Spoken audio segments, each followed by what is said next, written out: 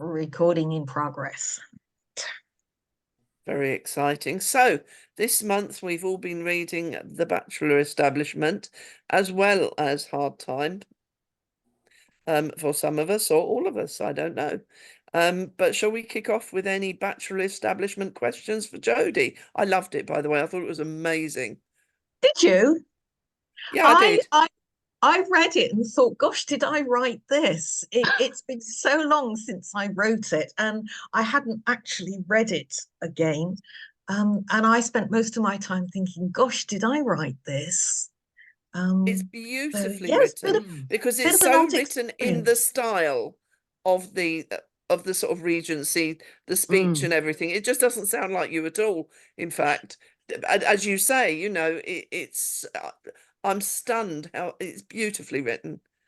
I thought I caught one or two modernisms as I went through, but if nobody else has noticed, then please disregard everything I just said. Right, we've got a question from Hazel. Go for it, Hazel.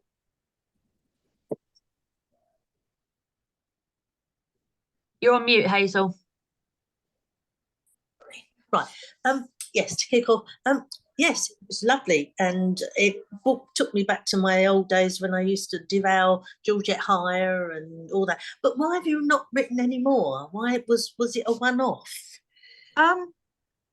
I've often thought about writing another one, but the demands of St. Mary's and then the Time Police and one or two other things that I wanted to write as well. I am aware, I say this, I am aware of the irony, but there just isn't enough time in my life. Cloning cannot come quickly enough for me, quite honestly.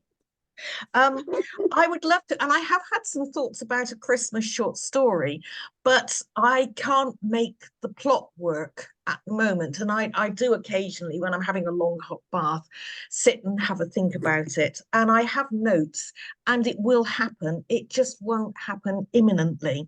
I have started another Regency style story, tentatively called Snowbound, where a group of people are snowbound at a remote inn and things start to happen. But then Small Hope and Pennyroyal intervened, and that was quite compelling. There was no way I could resist that. And then I read my contract, idly, as you do when you haven't got much to do, and discovered that headline were due an Elizabeth Cage and a Time Police novel in the not immediate future, but I really should be getting on with it. So I've had to put it to one side. With all the other stuff that I've put to one side, you'd be amazed the number of books I've written 10,000 words of. But it will happen, I promise you. And thank you for being so faithful and patient. Brilliant. We've got people with their hands up all over the place. I'm going to go across the screen as I can see them. Marianne, then Carol, and then I don't know how to pronounce that. Is that Yorien? Yorin, but don't worry too much. Barely anyone gets it right. Oh, So and then Debbie. So Marianne, go you. So I have this, seconding what everybody else has said. The book is so entertaining. It's so fun. It's got the flair of the whole Regency Georgette Heyer, but it's got your humor in it. So it's just so much, it's just so entertaining to read. But I do have to ask, and I apologize if you've answered this in other forum, but why did you decide to publish it under Isabella Barkley instead of Jodi Taylor? Right. Just for once, I can legitimately say this is all Hazel's fault. And I'd like to say that again in case anybody missed it the first time around. This is all Hazel's fault. I think I sent her a Bachelor Establishment after The Nothing Girl. So she was still reeling from receiving this manuscript about an invisible talking giant golden horse. And I hit her then while she was still in a weakened condition with a Bachelor Establishment. And she came back and she said, it's so different from everything that you've written before, a comment which has been echoed only this evening. She said, I can't help feeling some of your readers might be a little disappointed in that it's such a completely different genre, she said, especially the blokes. So how about publishing it under a different name? And I said, well, what sort of name? And she said, something soft and gentle and feminine. So I spent ages and ages. One afternoon, I made a list of what I considered to be soft and gentle forenames and soft and gentle surnames and mixed them around a bit. And I think I sent her off 6. I can't remember all of them, but I remember there was Claire Alexander, which I rather liked, but she turned out to be somebody rather large in the world of publishing whom we'd rather not annoy. So that got put to one side. And I remember I went through an Italian phase and we had Gianna Rossi, which I thought was lovely, actually, but nobody else did. So, you know, minority of one as usual. And there were 1 or 2 other things as well. And eventually, out of sheer exasperation, I said, well, of course, the ideal name for a romantic novelist is Isabella Barclay. And Hazel said, and I was stunned, what a good idea. We'll have it by Isabella Barclay. And then that will tie in with St. Mary's. So it will be a nod at St. Mary's for your fans.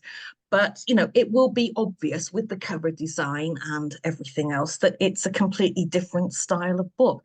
So we went with Isabella Barclay. And I don't think outside the government, anything has ever backfired so hard, so quickly.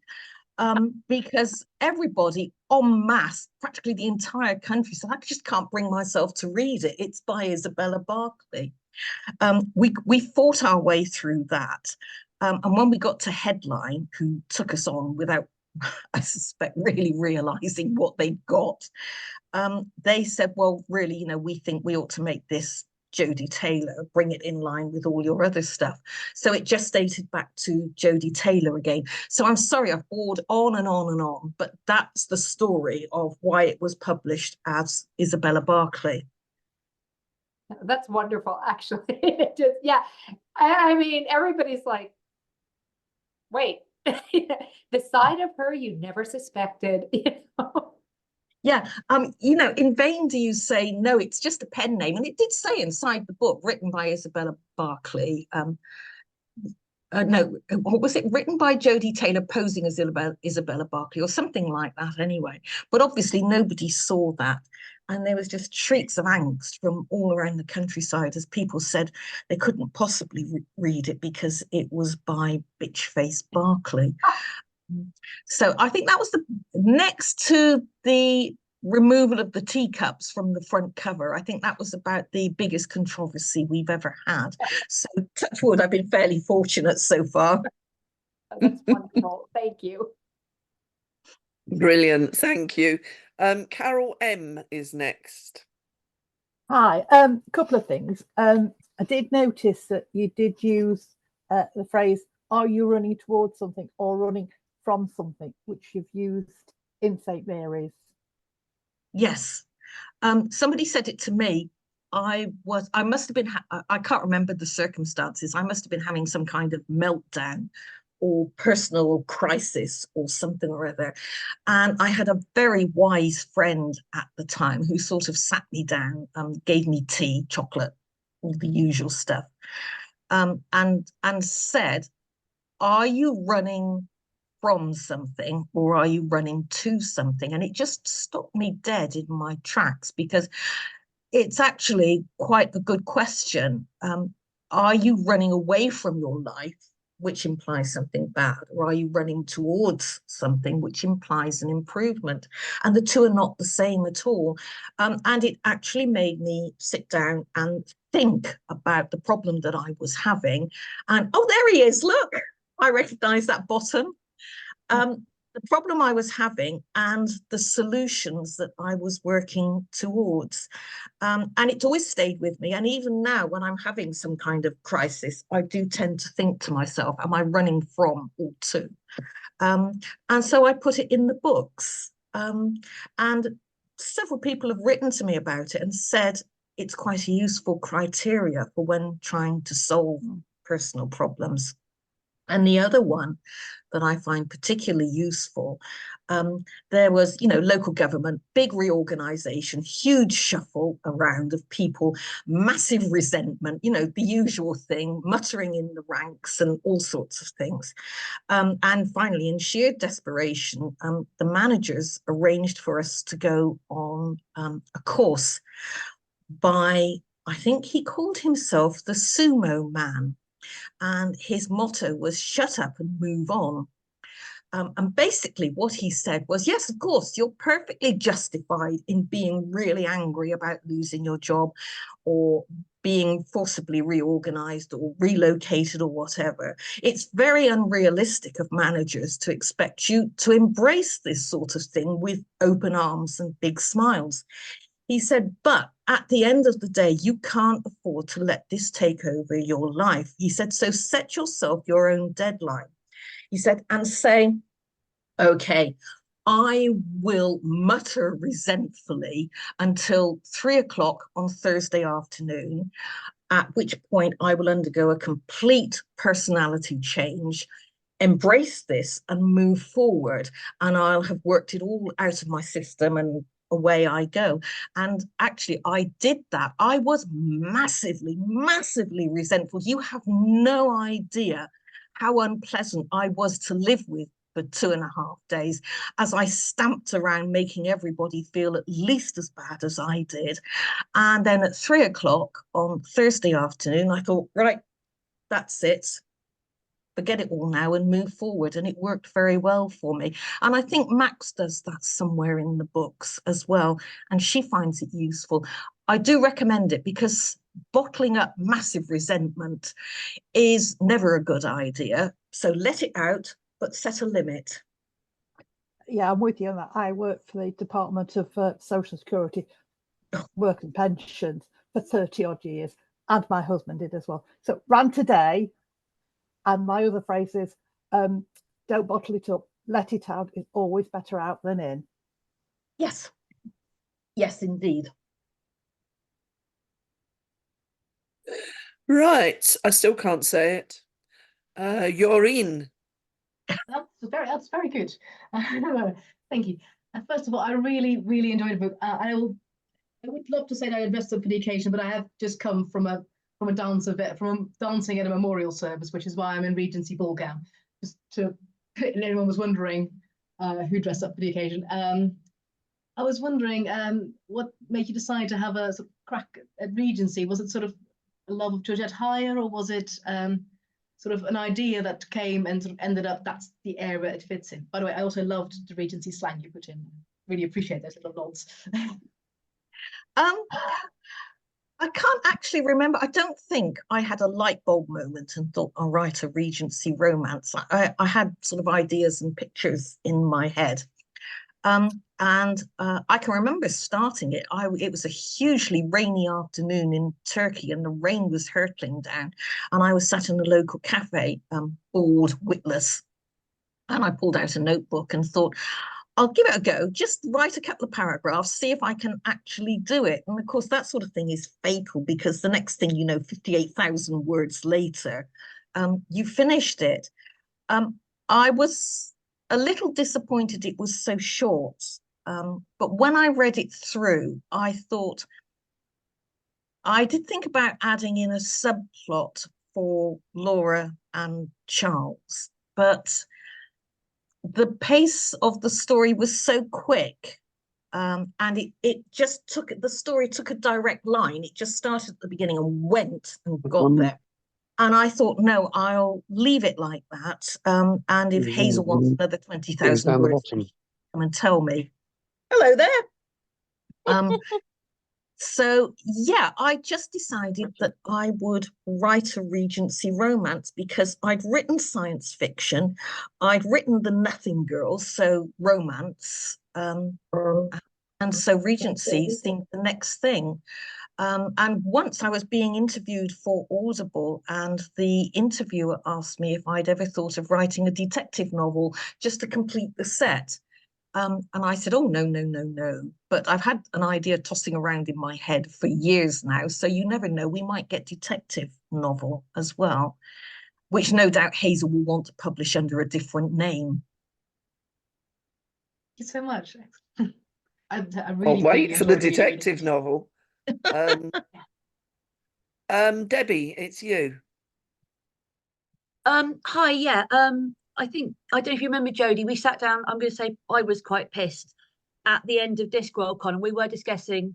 I've always said Haya, not Haya, so I've just realised I might have been pronouncing her wrong my entire life. But you know, these odd shades, and I think we talked about Frederica a bit and things, and that's just off the point. But I've always loved Regency anyway. So when I found out you did one, that was like brilliant.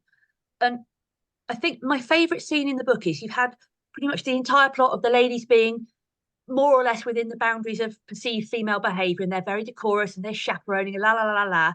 And then the burglars turn up, and the three of them just go absolutely ballistic with the fire tongs and the poker, and just finally get to vent and beat merry hell out of three ne'er-do-wells in the room. And it just felt it was fun to read. Can you remember what your favourite scene to write was? I know obviously it was a while ago, but can you I think remember? that was certainly one of them. I've long suspected that there was an awful lot of repressed violence Yes. in the breasts of women in those days. And suddenly a legitimate opportunity presents itself with legitimate prey, and the means to do them a serious mischief are to hand. Who wouldn't go for it? I mean, you'd have to hold me back for a start, whether I was in my 90 or not. Maybe that can be a future game for future Jodi cons. Attempt to murder the miscreant with, I don't know, inflatable tongs or something. We can, I don't know. I do remember there was I wrote this when I was in Turkey, and for some reason, considering there wasn't an open fire anywhere in sight, there was a set of fire tongs under the stairs, and I remember dragging them out and laying them out and actually allocating them. Well, Eleanor can have this one and Laura can have this one, which left me with the fire tongs, which wouldn't be everybody's first choice, I wouldn't think. But think of the damage you could do with them, whether you wield them as a single implement or I think pull them apart.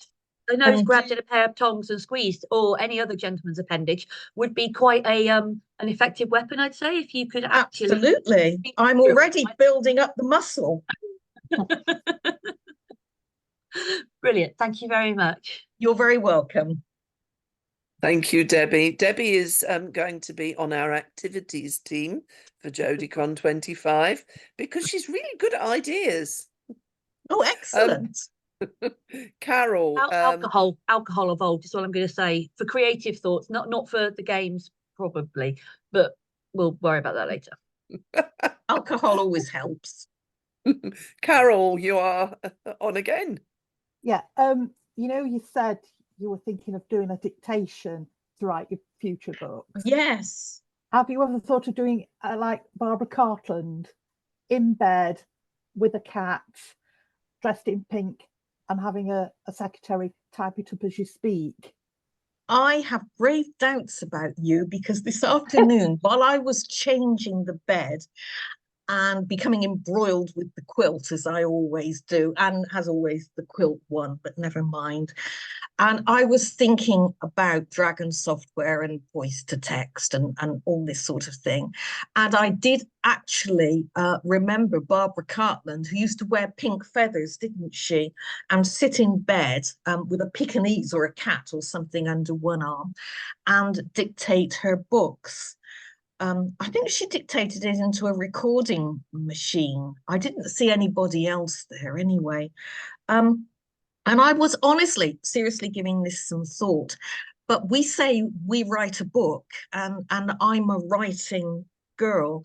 I've used dictaphones and things, and I've dictated letters and memos. And once you get accustomed to the sound of your own voice, it's not too bad.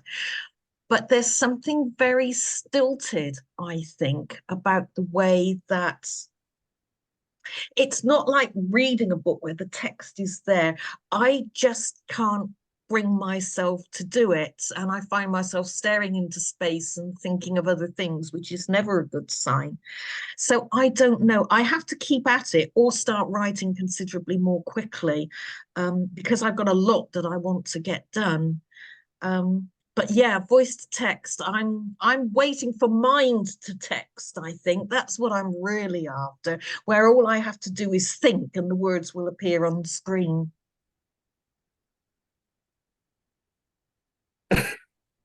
I don't know what to say to that. I'm completely flummoxed now. I have thought, I have envisaged you as Barbara Cartland to sort of think about what that would be like while I was reading the book. Actually, I thought, oh, she'd do a really good bodice ripper. Yoreen, it's you again. I'm getting to practice this name. Yeah, you're already doing better than my husband in the first few dates, so you're doing great. I said the book also is in Rushford, and you probably have answered this question before, but all the Rushfords in slightly different universes, or are they all in the same universe where theoretically they could intermingle? All the Rushfords are slightly different. Max's Rushford, I think, is Shrewsbury when I lived there. And the Nothing Girl, Jenny's Rushford, is Northallerton. A big scene that takes place outside Boots was imagined very clearly by me. I think Elizabeth Cage's Rushford is Shrewsbury as well, because I always imagined the medieval bridge coming down to the river. But it is interesting. Each one is slightly different as I've envisaged, and also it depended where I lived as well. So although they're all the same in the books, they're not actually all the same in my head, which is slightly worrying, I suppose. But you're absolutely right. They are all slightly different. That makes a lot of sense. Thank you very much. No, you're welcome. At least it saves you having to come up with new place names all the time. Yes. Yeah, I shall have to go and live somewhere else soon, so I can envisage that. Do we have any more questions? I haven't got anyone with their hand up at the minute. Happy to ask another one. Oh, Cheryl. You may have already answered this because I had trouble getting in. Which was written first? Just Another Damn Thing or The Bachelor Establishment? Oh, Just One Damn Thing was the first thing I wrote.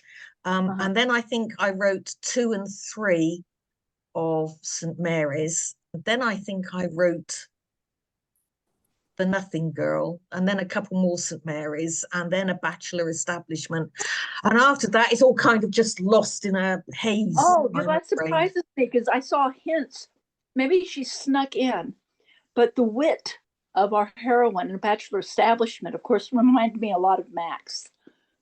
And yes, even though it was still very much of a Regency novel. That's one of my hidden pleasures, guilty pleasures. One of the things I wanted to do, actually, and this was a conscious decision that I made, was to have a heroine in a Regency romance who wasn't a 17-year-old virgin. I wanted something for the more elderly lady, the more mature Not lady. in the blush of youth. I love that. The matching hero as well. I'm sure, when they were all written, that it was perfectly all right for 45-year-old men to fancy 17-year-old girls. It doesn't sit so well these days, I don't think. And of course, long past the age now when women were considered to be past their best by the age of 22 or 23.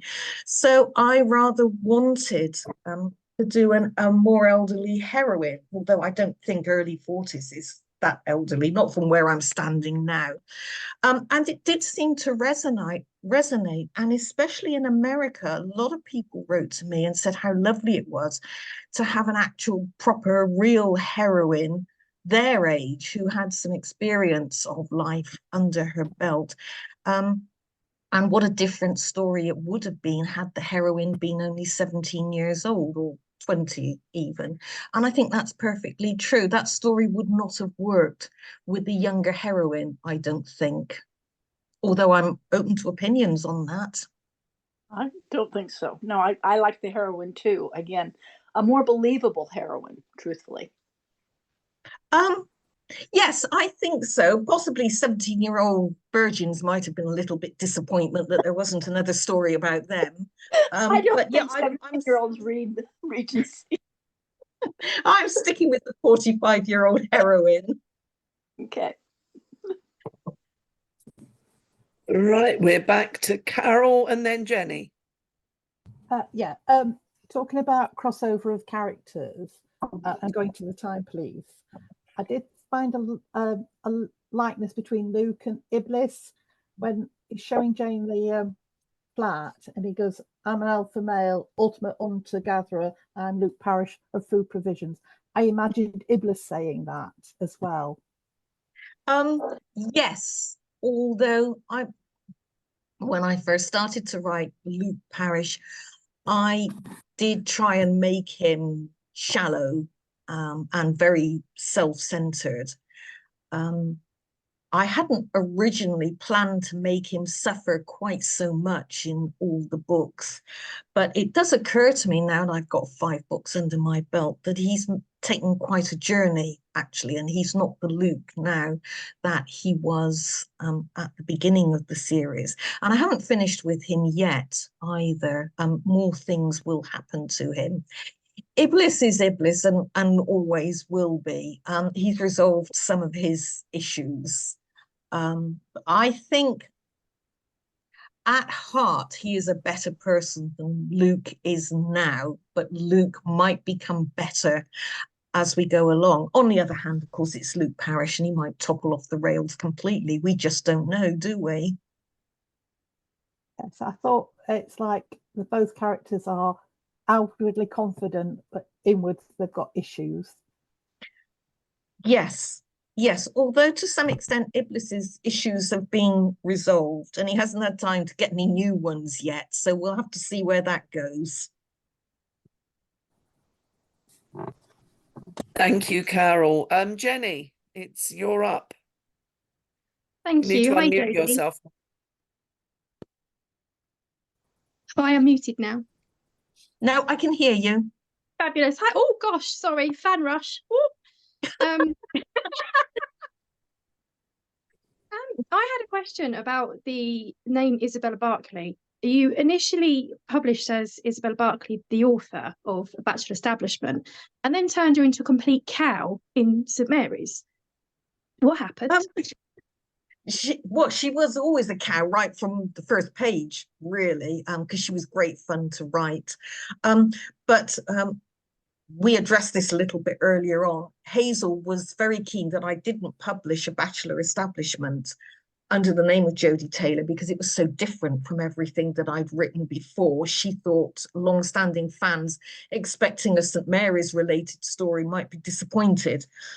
So in a spirit of pure mischief, which really turned around and came back to bite me hard, I suggested Isabella Barclay. Whereupon half the country lay down and said, I can't possibly read this. It's written by Isabella Barclay. So, you know, really shot myself in the foot there. I'm not bright. I wouldn't go that far, but you're right. I can't pick the book up because it's Isabella Barclay and I really need to get over myself. Yeah. Yeah, they sell it now with Jodi Taylor on the cover. I don't know if that will help. It does, but the taint's already there because I love to hate Isabella Barclay. I will get there. I will grow up one day and I will read that book. Oh, well, okay then. You've bought it though, haven't you? That's the main thing. I have, yes. Yeah, that's fine then. Just cross it out on the cover and write Jodi Taylor. Okay, permanent marker at the ready. Thank you very much. You're welcome. Oh, Donna, you've managed to raise your hand. Well done. Go on, Donna.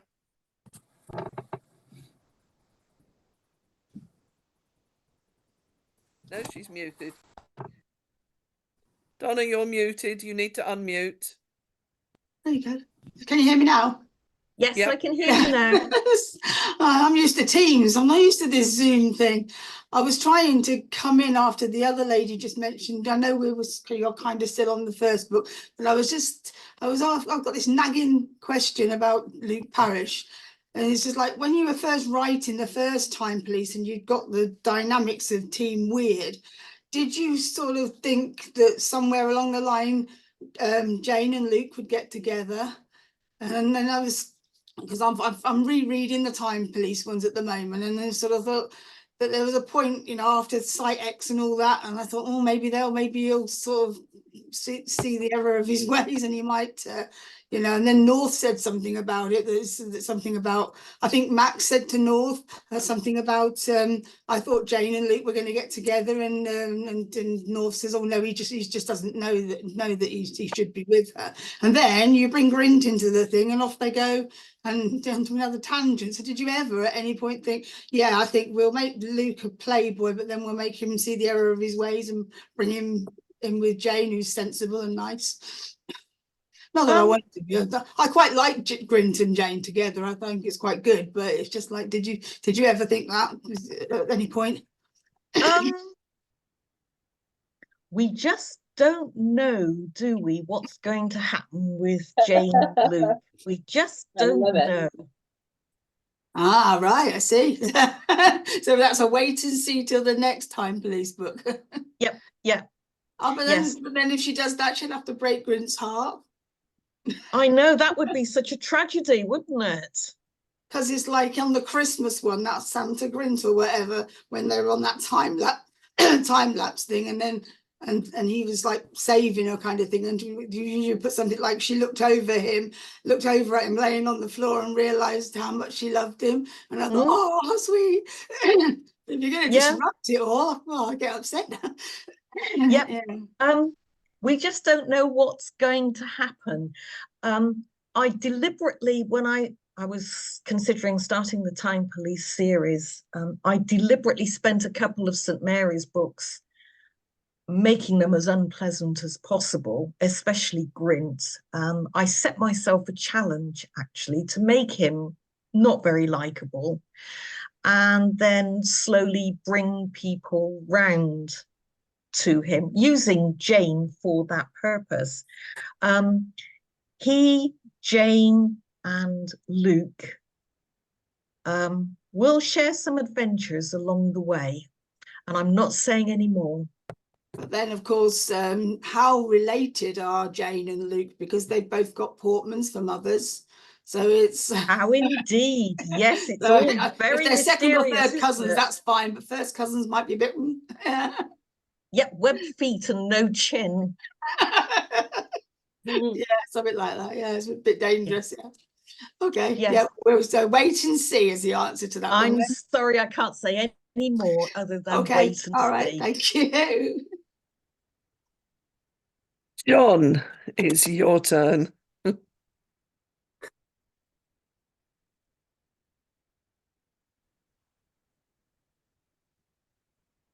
Where are we? I don't know. John, you're up. You need to. Are you unmuted? He's looking happily, but he's not. Maybe he can't hear me. Hello, I'm very sorry I'm late. I just could not get in. I'm so glad someone else said that they have a problem with being Isabella Barclay, because I haven't. Are you there? I can't hear you very well. Is anybody else having any difficulties hearing? You're going funny. Muted. Why am I not? I can hear you. I can hear you. I can hear you. You're cutting in and out. How about that? Is that any better? Say something. No. Okie doke. Say a sentence.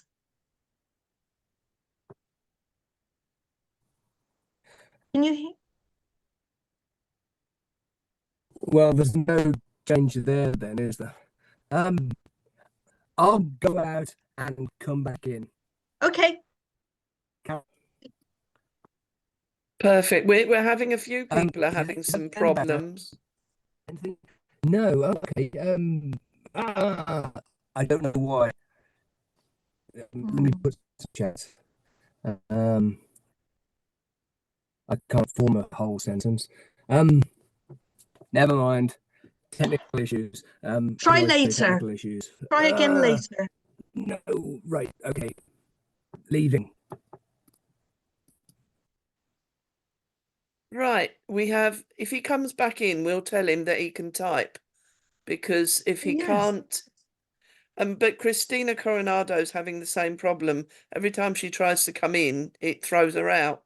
So I don't know what's going on there. Glynis, you're next. Yes. Hello, everyone. Hello, Jodi. Since someone already brought up Grint and Jane, I just want to say the date is one of the funniest things I have ever read in my life. From the asking to the re-asking to the strategizing like it was a mission to the execution to the follow-through. I've read it, I don't know how many times, laughing out loud. Jodi, that was absolutely, I know brilliant is an English word that generally means good or something, but in America, brilliant means, oh my gosh, that was just phenomenal. Yes. And I can't tell you how funny that whole scenario is. Thank you for just a wonderful, wonderfully creative scenario. And with everything, the characters are absolutely in character the whole way through. So I just wanted to compliment you on that whole scene. It was absolutely amazing. Thank you. Thank you. It was huge fun to write. And I actually, I say to my brother, if anything ever happens to me, for God's sake, step over my body, get back to my apartment and delete my browser history. Otherwise, you're all in trouble. Because I actually got into some sort of military report place and had a look at the structure of how they set out their reports, how they planned their missions, and thought, oh yes, I can use this. I doctored it considerably to suit Grint, obviously, but it was such fun to write. And I imagined him sat there, crouched over his laptop or whatever, you know, a gentle sheen of sweat on his face as he hacked his way through planning for this date, tried to take into account every eventuality, whether he'd need weapons or not, which I thought was lovely. And then, of course, I hadn't, when I imagined it, I hadn't actually thought of the waiter, but as soon as the waiter turned up, he kind of muscled his way in as well and became an integral part of the date.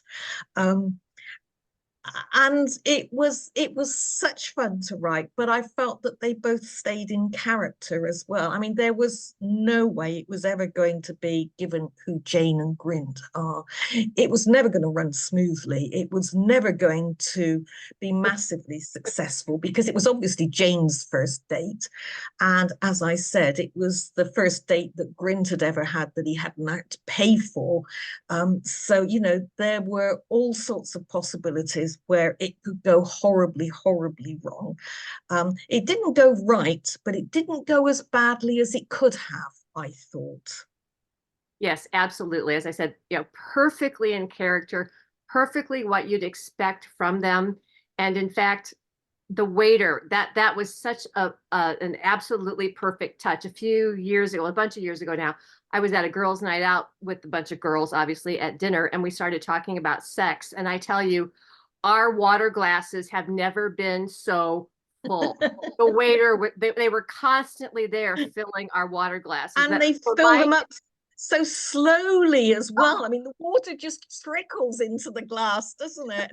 They hung around. Anything else? Can I get anything else? It was hysterical. We all noticed it and kept conversing anyway because that was funny too. But they'd all have been going back to the waiter's station saying, try and get onto table 4. You won't believe what they're talking about.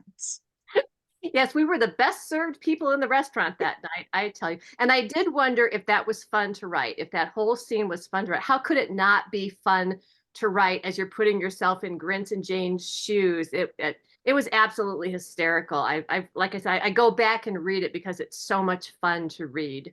Thank you. It always shows, I think, if a scene has been fun to write. Sometimes the scene is great to write. They tend to be more dramatic or tragic or whatever. But some of them are really fun to write. Some of them I get a little bit drunk for. That helps a lot, actually. If anybody out there is a budding writer, a couple of glasses of wine and the words just flow. It's fantastic. That does not surprise me. Thank you very much. You're welcome. So I'm not going to say what my husband just said. Fortunately, I was still muted when he said it. Sarah Pennington, it is your turn. Hello, can you hear me? Hello. Yes, we've got some IT working. Amazing. What I was wondering was how old Grint is, because some of the portrayals he seems relatively callow and unsure of himself, but in the Tutankhamun jump, it rather implied he had prostate problems, identified to an older gentleman.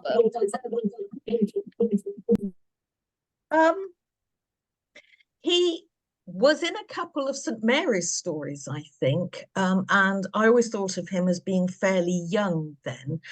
We don't have boy soldiers anymore, but whatever the equivalent is, he would probably have joined the time police, I think, at a very early age. I don't think he's ever done anything else but be a member of the time police. Obviously, he's a reasonable age now because he has a certain amount of seniority, and he's second in charge under Major Ellis. He's not as young as Jane, but there's not 20 years between them or anything like that. If pressed, I would say late-ish 30s. And Jane is just shy of 25, I think. I worked it all out on my fingers fairly recently, you know, because they've been in the time police for a couple of years now, Team 236, showing no signs of getting any better. I'm not sure they will ever improve, actually. But yeah, They're great, I marvellous as think they are. mid to late 30s. Thank you. And we have Cheryl again. Yeah, to go back to A Bachelor Establishment, I had never checked the copyright pages. What made you write a Regency novel? Was it just the challenge of it or something different? No, to see if I could. And because the same reason I do most things, actually, because I'm bored. Seriously. I mean, that's the reason I wrote Just One Damn Thing. I retired. And I think I've worked all my life. And for a lot of it, I've worked very hard indeed. And I thought, oh, retired, how wonderful. I was in Turkey as well.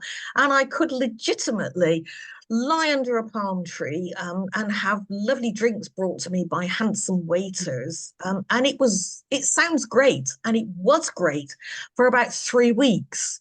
And then I thought, oh, I'm bored. And I wrote Just One Damn Thing, not because I wrote it for publication. I simply wanted to see if I had the mental discipline to sit and write a book. And it went quicker and better than I thought it would. And as I say, I had no thought of publication at all, but my friends took me out to lunch and got me drunk. And apparently at some point in the proceedings, a friend of mine said, oh, our daughter's self-published her book on Amazon and it's doing really well. You should do the same. And I said, oh, no, I couldn't possibly do that. And apparently somebody put a glass of wine into my hand. And the next thing I knew, I was self-publishing in all directions. And it worked for me. The book did very well. But basically, yeah, I took up writing because I was bored, and I wrote A Bachelor Establishment because it was the worst winter in Fethiye for decades, and the rain was just hurling down. And I thought I would try something different. And I thought, you know, I've done science fiction, I've done romance, let's do Regency. Well, I thought definitely that was your first book, but obviously I was wrong. It was the first Regency book, put it that way. Okay. Thank you for writing it. I'm waiting for your next. I was thinking that must have been the year we went to 38 because it was raining cats and blooming dogs. We spent the whole holiday in the reception area of the hotel with everyone else huddled together. It was ideal for a murder mystery. When it rains in Turkey, it's really cold because, you know, the houses are designed to keep you cool. So when it turns cold, it turns very cold very quickly. It's where I got my cough from. Still got it. Yeah. Carol, again, it's you. Sorry, I seem to be taking over. There was a line in the Time Police book. Penny Royal says that he's going to buy a horse called Daughter of Time. Is that a nod to Josephine Tay? Because I've just Yes. recently reread that. And have you come across Nicola Upson books where she used Josephine Tay as a private investigator detective? I've read a couple, yes. I read A Daughter of Time ages ago, and I'd never been particularly keen on Richard III murdering his nephews. It just didn't, it's never really sat well with me. I'm not a big Henry Tudor fan, and I'm quite willing to blame him for just about everything up to and including the gunpowder plot, actually. He wasn't really a very nice man at all. And I read A Daughter of Time and I was just so impressed by it. But yes, Pennyroyal and his string of racehorses are featured in The Ballad of Small Hope and Pennyroyal, coming later this year. And I'm not going to say any more. Right. If anybody's interested, Nicola Upson books are quite good. Yes, they are. Yeah. Yeah. Really enjoyed them. Yeah. Thank you. You're welcome. Have another gulp of tea because that cough sounds awful. Nancy Perkins, you're up next, my lovely. Thank you. This is actually my first time on the call, so I didn't know about it till now. I just wanted to thank you for, in each of your different types, in each of your series, your characters are kind and funny, and they just have been a balm to my heart over various ups and downs in life. So I just want to thank you, because the characters, you know, like the Nothing Girl was just such a beautiful book, and but still charming, and your characters are wrinkly and people, and I delight in them. So I just want to thank you. So I wanted, in any of the books, I wanted them to be about real people with real flaws. Nobody gets everything right. Some of us don't get anything right. Some of us are short and dumpy. Some of us are tall and knobbly. You know, it's television has done terrible things to us, I think, and the film industry as well. We're not all tall and willowy with lovely white straight teeth and fabulous hair. You know, some of us never really got off the ground, did we? So that's how I wanted my characters to be as well. And also I wanted them to show the occasional flash of being something that they weren't usually. So nice people will occasionally have a flash of temper or being unpleasant, as we can all do. And unpleasant people will suddenly, for a very good reason, show a flash of compassion or kindness, because it's that unexpectedness, I think, that keeps the characters alive, if that makes sense. It absolutely does. And it's what makes, no matter which of your series, it makes them all so enjoyable to read and just so endearing. And thank you. So you're very welcome. I've got a question from Felix in the sidebar. Oh, right, you've seen that. I was just going to say to John, if you can't speak, you're always welcome to type a question. The question from Felix is, she can't get her mic to work, but her husband would like to know who the inimitable Swedish death metal band whose poster is referred to in About Time, who is that? There wasn't a specific one. It was just generic Swedish death metal band. Sorry, it wasn't anybody in particular. That's a little bit disappointing, I know. Wasn't there a Swedish death metal band that won Eurovision one year or something? Lordy. I don't know. ABBA. You're thinking of ABBA. That's who it is. The author of The Daughter of Time from Glynis Gibson is Josephine Tay. Yep. T-E-Y. Yep. And highly recommended. Felix says the husband would like to know if you'd like any suggestions for Swedish death metal bands.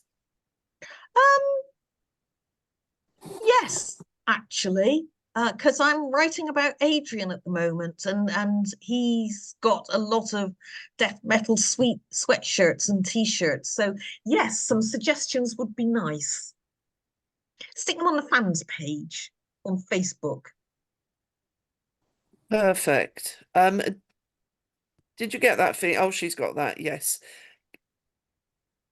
Oh, it was a Finnish death metal band in Eurovision, apparently. Sorry, Nick. Stroke Joe. Anyone? Oh, is that Hazel with her hand up? Go, Hazel. Right, back to Time Police and the description about Versailles. Jodi, I know we've, when you had your Jodi World, we took and talked about research, but when you were describing Versailles, I've been to Versailles, spent a couple of days there, and it was just as if I was there again, as if do you go to these places, or is it all really just no? No, no, I It was don't. so Of course, when I was living in Turkey, I couldn't, pop down the road no. to these various places. So mostly it's research images on Wikipedia. Google Street Maps are very useful. I've only visited one place actually that's mentioned in my books, and I'm sure I've mentioned this before, but it was the hill at Doward where Arthur had his battle. And it's just outside Ross-on-Wye, which isn't far from where I was living at the time. And I said to my brother, the eminent author, can we go? Because I didn't have a car, so he had to drive. And I said, let's go and check it out, because there's a hill fort at the top, and I'll actually be able to stand on site for once and describe what I can see rather than having fantasies all over the place. So he said, yeah, great idea. So we drove to Doward, parked the car, and set off up what we later discovered to be the north face of the Eiger, whereas the other side of the wretched hill was a gentle stroll with your pushchair and high heels. Anyway, it was literally virtually sheer, and it took us hours and hours and hours to get to the top, and neither of us are young. And we were red-faced and panting and sweating, and both of us on the verge of a heart attack or some kind of cardiac event.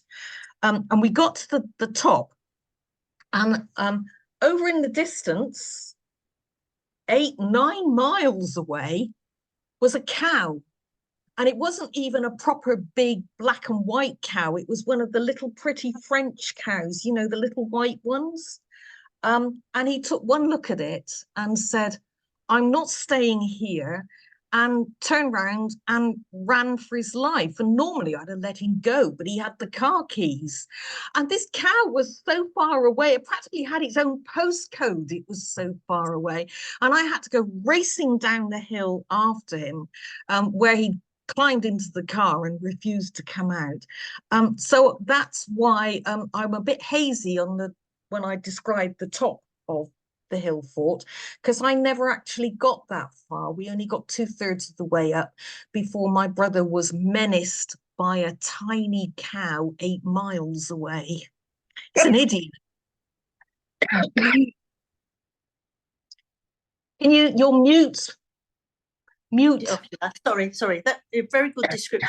I'm really looking forward to the Small Hope and Penny Royal book, because I'm really now sort of at the stage I was with Time Police as to whether I liked them or didn't like them. We were introduced to them at Site X, and they look like saviours. But I've started on the third book, what's the third? I've forgotten now. I'm on the third Time Police, and they're actually don't look to be very nice people, the Lady of Small Hope. But then they go on, and we know that actually, in the later books, that they are nice people. So I'm really getting very confused now. I think the best thing to say is they march to the beat of their own drum. Because the relationship with Parish Senior looks in the third book to be very, very dodgy, in the involvement with Site X. Okay, I'll wait to see. Yeah, I think the way I've written it over the next few books, readers will be, I think the best word is oscillating. You will Yes. be oscillating. I've been doing that already. Yeah. Thank you. Oh, is that what you were doing? Yes. So there's lots of people that seem to have gone on and reading more Time Police books, which I was hoping to save for a bit later in the year so that we could get them in just before the new Time Police book comes out. We'll have to come up with a plan B. Perhaps we'll do some more St Mary's in between over the spring. Can't stop when you've done the second one. You then built up. You've got to go on to the third one, and it goes on. That's the problem. We're pretty much at the end now. Is there any last questions? We could fit one more question in. No, you've all gone very silent. In that case, I'd like to thank you very, very much. Oh, Carol's back. You have to unmute though, darling. Sorry. Yep. We are all thinking that Small Open Pennyroyal are Lady Penelope and Parker, aren't we? They weren't meant to be. Physically, they're not like them at all.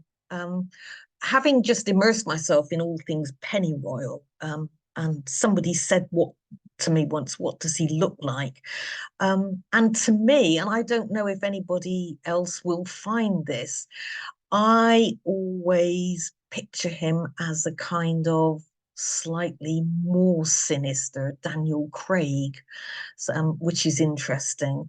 I should be interested to see what people make of him after they've read the book.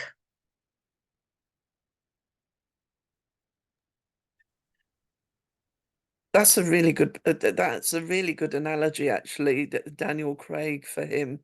I hadn't thought of that. Ashley said to me, "How do you envisage them?" And I said, "Well, they're Parker and Lady Penelope." But he's not Parker at all. But it's that sort of relationship. It is, yeah. He's not Parker at all, and she's not really Lady Penelope. She's. I'm not going to say they're horrible people because they're not. I'm not going to say they're nice people because they're not. They have their own cocky, screw-eyed sense of justice, if that makes sense. They make me think of the Ents, who are not altogether on anybody else's side because nobody is altogether on theirs. That's perfect. Yes, yes, they're on their own side. Brilliant. Lots of thank yous coming up in the side. Someone's that's saying, nice. Thank you, everyone. Go and have a lemsip or something. Yeah, rain in Turkey doesn't do your chest any good at all. No, but thank you very, very much for your time again. No, thank you, everybody who turned up. We are doing the Something Girl next because we're then sort of in time for Storm Christopher. And our next meeting will be on the 7th of wherever we are. April. Thank you. 7th of April. I've lost the plot completely now. I will put an advert up on the group. And for those of you interested in coming to the Bosworth Jump, tickets will be going on sale on Tuesday to the general public. So thank you very much and take care, everybody. Have a good month, everyone. Bye-bye. Bye. Bye.